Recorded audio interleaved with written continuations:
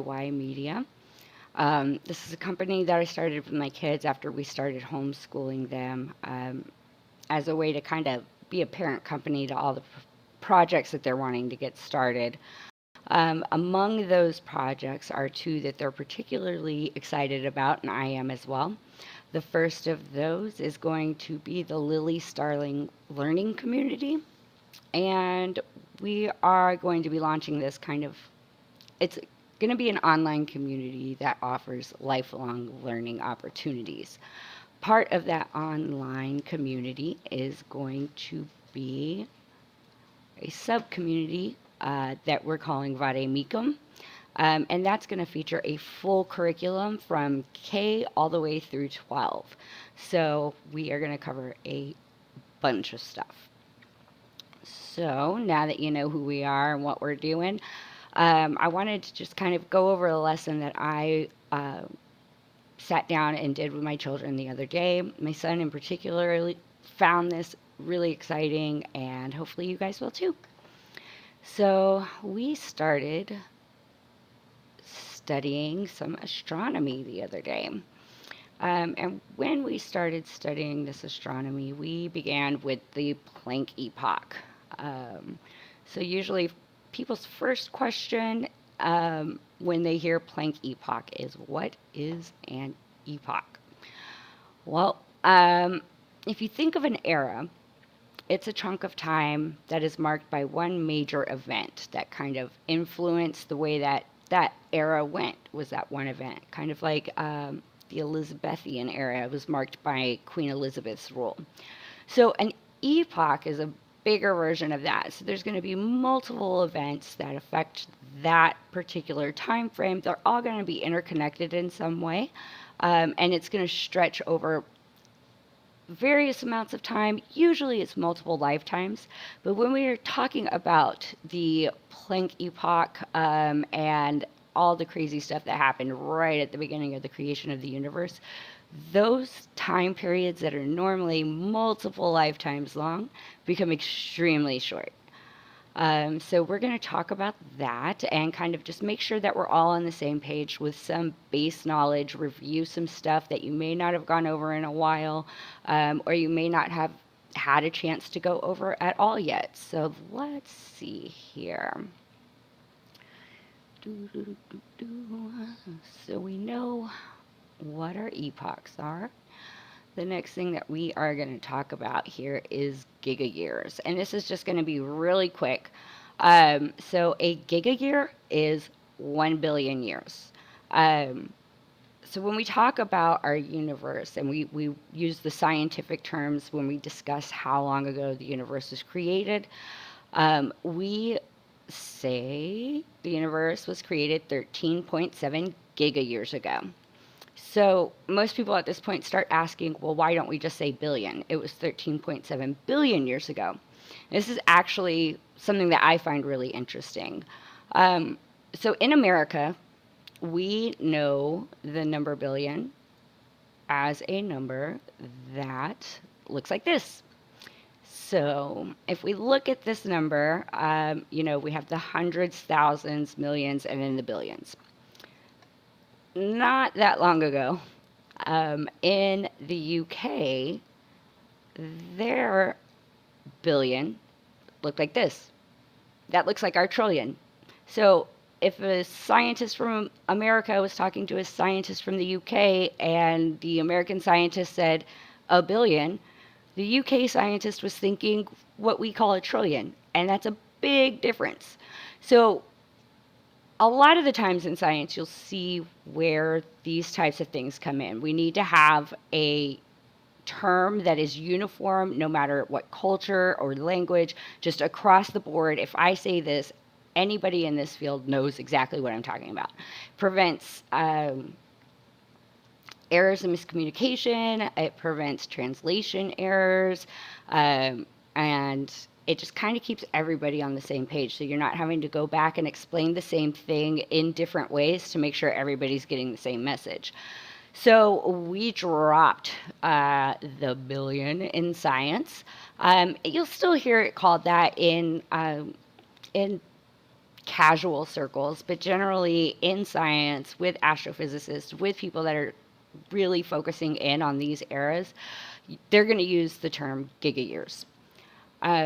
So again, this just kind of points out that when we are talking about science, the terminology that we're using is very precise. And there's a reason that we're using that very precise terminology, and it's because it may mean one thing to you if you use a more casual term, but it could mean something completely different to somebody else, and the communication gets mixed up. Nobody's getting the same results, and you can't make any valid observations that way.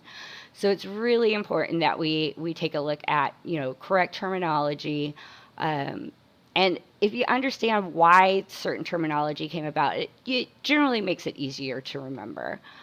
So that covers the Giga Year. I said it was going to be really quick, and it was. So let's take a look here and see what we've got coming up next. Scientific notation. This is extremely important when we're talking about these time frames. The reason that this is extremely important, remember I said those epochs have multiple events that make them extremely significant.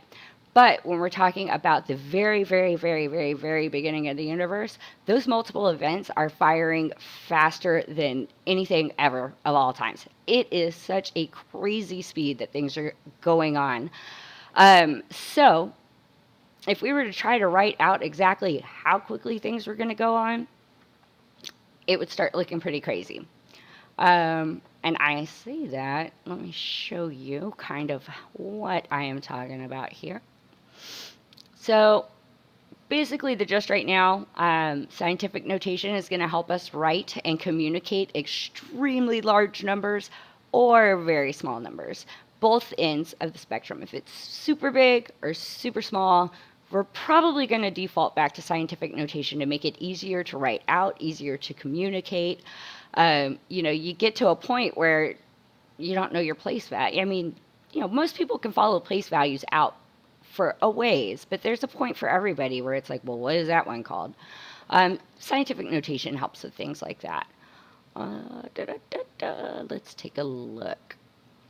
So this right here is an example of scientific notation. So we have 23 times 10 to the 13th power.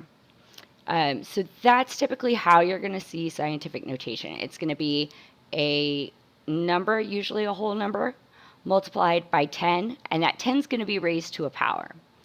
So when we multiply by 10, if we were going to multiply 23 by 10, the easiest way to do that is to add a 0 at the end.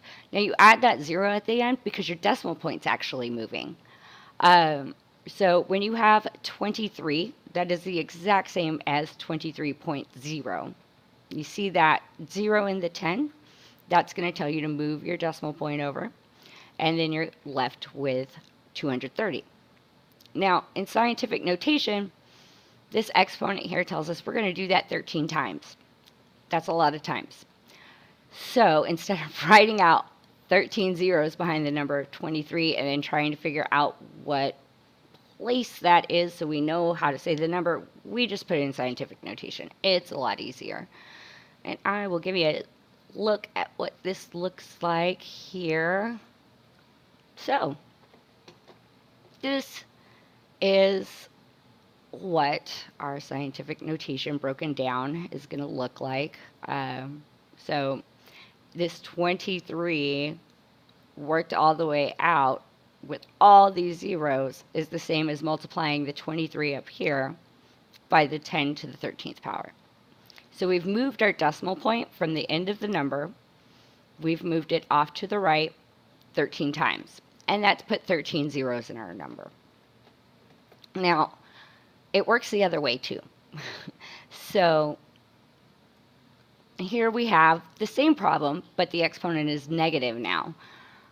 So when you have a negative exponent in scientific notation, very simple.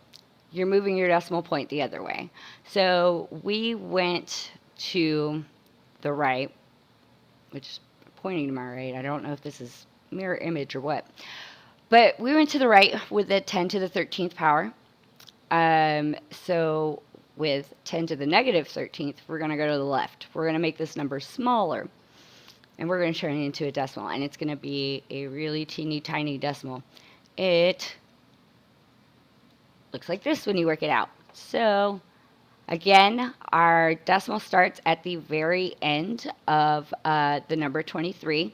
So we move it one space to the right, and we now have 2.3. One more space to the right, and we have 0.23. And then we have 11 spaces left to move it. So we're going to throw 11 zeros in there and put the decimal point in front of those 11 zeros. Most people like to, for clarity's sake, if you have a number that is a decimal and there's no whole number in the front of it, it's just the decimal, add a zero, put the decimal, and then write your number out. That just makes it clear that, hey, there's a decimal here. Especially if you're handwriting something, a period is not, or a decimal is not always the easiest thing to spot in pencil, or if you're making out somebody else's handwriting, it's not always the easiest. So just err on the side of caution. Throw that zero in front of the decimal point, put the decimal point, then write out your number the way that you know that it should be. That's not going to change the value of the number because it's still zero. There's still not a whole number there. So that covers just the very, very basic of scientific notation. It's enough for you to kind of see how small or big these numbers are. And that's really what I want you to focus on, is the scale that we're talking here. That's why I wanted to just at least touch on scientific notation. The biggest things that you need to remember right now is if it's positive, you're moving your decimal to the right, the number of times that you have that exponent up there. So if it's 10 to the 5th power, move to the right 5 times. If it's negative, you're going to move to the left. And again, it's the same as that number in the exponent. So again, if you have 10 to the negative 5th, you're moving your decimal point 5 places to the left. It's really simple. Can take a little practice, but it's really not that complicated once you sit down and work it out yourself a couple of times. It's pretty easy to pick up.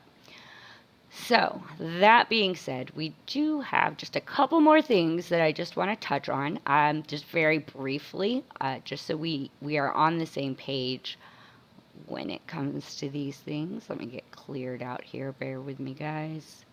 Doo, doo, doo, doo.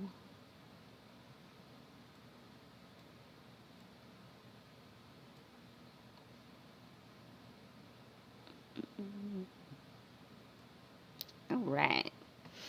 So very, very, very, very quickly, I'm going to touch on velocity. I just need you guys to know that velocity and speed are not the same thing. A lot of people use them interchangeably, and in casual conversation, that's fine. When we're talking science, when we speak about velocity, we're talking about speed, and we're talking about direction. So both of those together make up velocity. Speed is an aspect of velocity, but it's not all there is to velocity. There's more than just that to consider. This, you'll see why this is important here in just a little bit. We'll go over it, and I'll touch back on this velocity and remind you guys, don't forget the direction because it's important. So knowing what velocity is, let's see here, to turn that off so we can move this, or we'll just leave it there. We're going to talk about the formula for speed.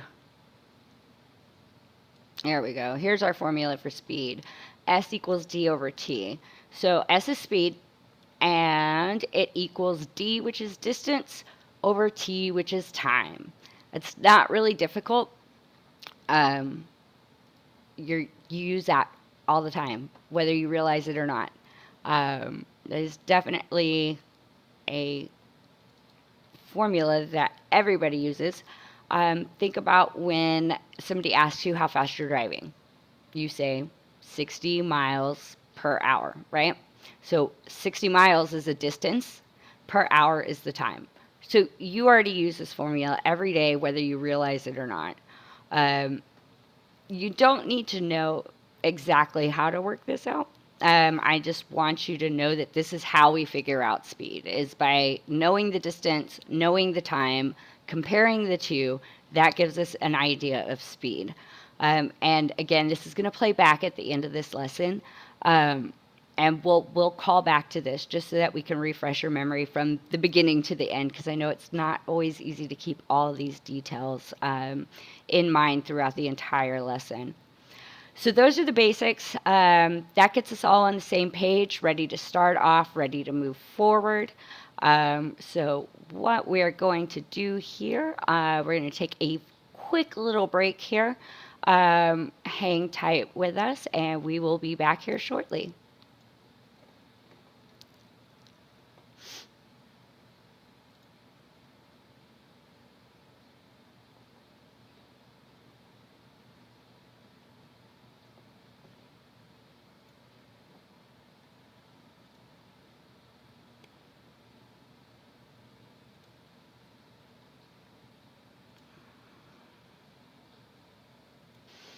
All right, so we are back and ready to jump back into this. We've got our foundational knowledge down, so we are all on the same page. We should be able to move through this next section um, pretty easily. Um, so we're going to kick it all off with the Big Bang Theory. So everybody pretty much knows what the Big Bang Theory is. It's how the universe was formed. But that's the common mistake. Big Bang Theory doesn't really tell us exactly how the universe was formed. We don't know. We don't know what there was before it happened. We don't know how it happened. We don't know if it was a bang. We don't know what started it. We don't know anything. Um, but this is the kickoff. We know that our universe is expanding, and this is where that expansion started. That's pretty much the extent of it. We actually can't trace back to the very, very, very, very, very, very beginning of time. We get to about 10 to the negative 43rd seconds into time. Ridiculously small amount of time. It's just like this little teeny window that your brain can't even comprehend between nothingness and